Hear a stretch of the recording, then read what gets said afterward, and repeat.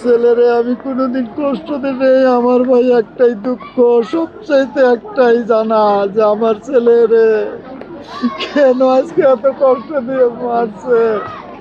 আমি আমার ছেলের কোনোদিন একটা চর থাপ্পড় দেই নাই।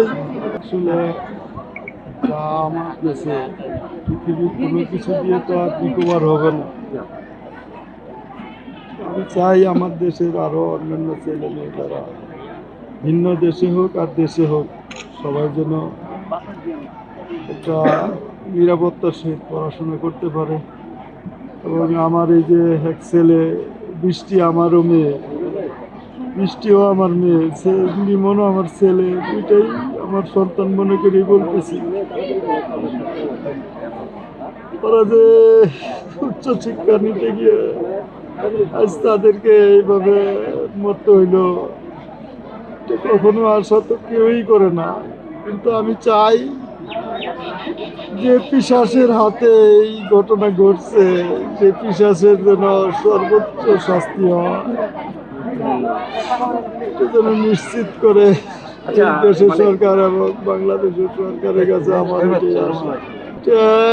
আমরা তো কিছুই জানি না, আপনারাও যেমন মিডিয়া থেকে জানতেছেন আমরাও সেভাবেই জানতেছি। ওই দেশের শরীফ পুলিশ ওরা তদন্ত করে দেখতেছে, FBI তদন্ত করছে, FBI আমাদের দায়িত্বে কথা বলছে, আমেরিকান এম্বাসি, ওই দেশের সরকার ঘটনার পরবর্তীতে যা করতেছে আমি সন্তুষ্ট। তদন্ত এবং যেভাবে আগাচ্ছে, এরা যেভাবে সহযোগিতা এবং বাংলাদেশের পররাষ্ট্র মন্ত্রণালয়, প্রবাসী কল্যাণ মন্ত্রণালয়, এরা যেভাবে বাংলাদেশের সরকার প্রধানের নির্দেশে কাজ করতেছে আমি সন্তুষ্ট প্রকাশ করতেছি। আমি চাই এই দেশের সরকার শুধু আমার এই ছেলে এই ঘটনার জন্য না, যে কোনো হত্যাকাণ্ডের জন্য যেন সঠিকভাবে তদন্ত করে এবং সন্ত্রাসী যারা এই ধরনের কাণ্ড কারখানা করে তাদেরকে যেন আইনের আওতায় আনে। বর্তমানে বাংলাদেশের আইনের অবস্থাও ভালো না, তারপরেও আশা তো করবই, আশা তো করতেই পারি।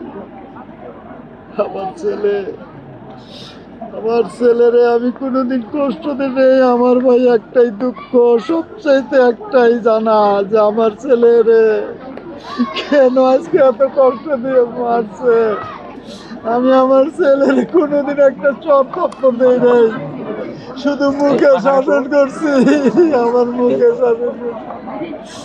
আমার ছেলে আমাকে নিশ্চিন্ত চিন্তা ছাড়া থাকতে গেছে। আব্বু তুমি কোনো চিন্তা করো না, তুমি কোনো চিন্তা করো না, তোমার কোনো চাকরি বাকরি কিছুই করা লাগবে না, তুমি প্রয়োজনে একটা ব্যবসা বাণিজ্য করো।